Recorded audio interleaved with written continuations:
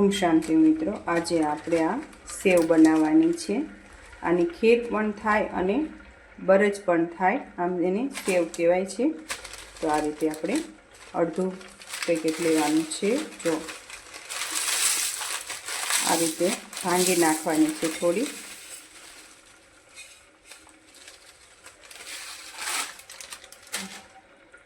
જો મેં બધી નથી બનાવી, તમારે જરૂર પૂરતી જ બનાવવાની છે। હું આ 3 વ્યક્તિ માટે બનાવું છું। તો આ રીતે આપણે પહેલાં સેવને સાફ કરી લઈશું। જો આમાં કંઈ કચરો નથી હોતો, પણ તોય આપણે સાફ કરવી જરૂરી છે। ચાલો આપણે આ પરમાત્માની યાદમાં સેવ બનાવી લઈએ। ચાલો આપણે સેવને પહેલાં ઘીમાં શેકી લેવાની છે। તો મેં આ ગાયનું દેશી ઘી લીધું છે। તો આપણે 3 ચમચી ઘી લેવાનું છે।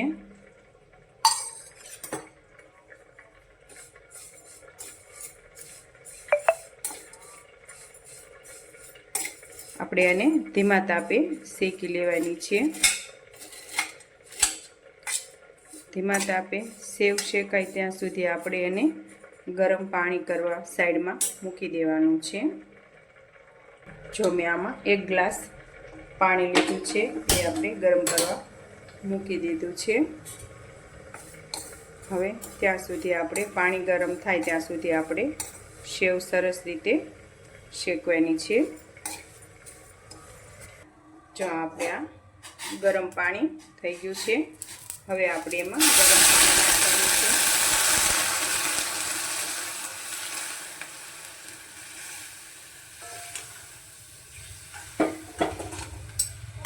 જો આપણે બધું પાણી નથી નાખ્યું। જો આ રીતે તમને અંદાજ આવી જાય કે આપણે થોડુંક જ પાણી નાખ્યું છે અંદર, જ્યાં સુધી સેવ એટલા પાણીમાં સરસ રીતે ચડી જશે। અને આપણે એમાં દૂધ નાખવાનું છે, એટલે મેં પાણી ઓછું નાખ્યું છે। જેટલું પાણી આપણે વધાર્યું એટલું દૂધ આપણે અંદર નાખવાનું છે। જો આ રીતે હવે થોડી વાર આપણે સેવને ચડવા દેવાની છે।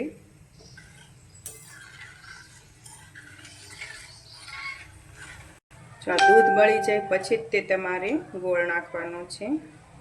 જો આ હવે મેં ગોળ નાખ્યો છે। 1 ચમચી ગોળ નાખવાનો છે। તમારે સ્વાદ પ્રમાણે ગોળ તમે નાખી શકો છો।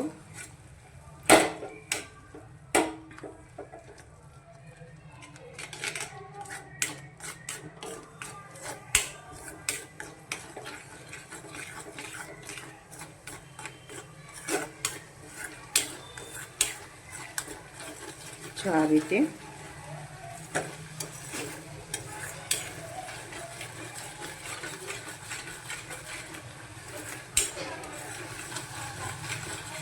હવે થોડીક વાર આપણે આ રીતે હલાવશું।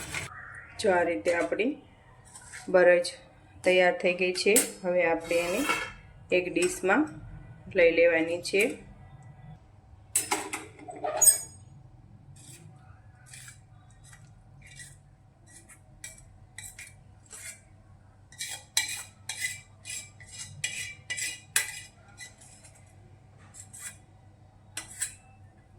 લીધો છે તો આપણે એલચી પાવડર એમાં નાખીશું। જો આ આપણે બરજ તૈયાર થઈ ગઈ છે। આપણે પરમાત્માની યાદમાં બનાવી હતી અને આપણે પરમાત્માને ધરી દેવાની છે, પણ આપણે આને થોડી વાર ઠરવા દેવાની છે। પછી આપણે એના પીસ પાડી અને ભગવાનને ધરીશું। જો આ સરસ આપણે ઠરી ગયું છે, 10 મિનિટ થઈ ગઈ છે। હવે આપણે આને પીસ પાડી લેવાના છે। જો તમારે પીસ ન પાડવા હોય તો તમે આ રીતે પણ ભગવાનને અને તમે પણ ખાઈ શકો છો।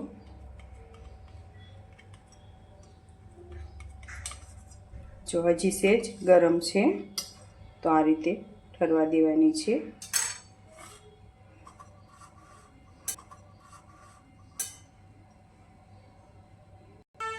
જો આ રીતે આપણે થોડી ગરમ છે, પણ તોય હું પીસ લઈ લઉં છું, કારણ કે ભગવાનને આપણે ધરી દેવાની છે એટલા માટે।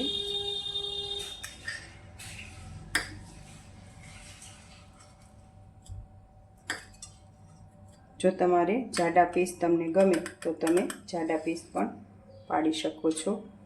જો આ રીતે આપણી સેવ એટલે કે બરજ તૈયાર થઈ ગઈ છે. ચાલો આપણે પરમાત્માને ધરી દઈએ. ઓમ શાંતિ મિત્રો.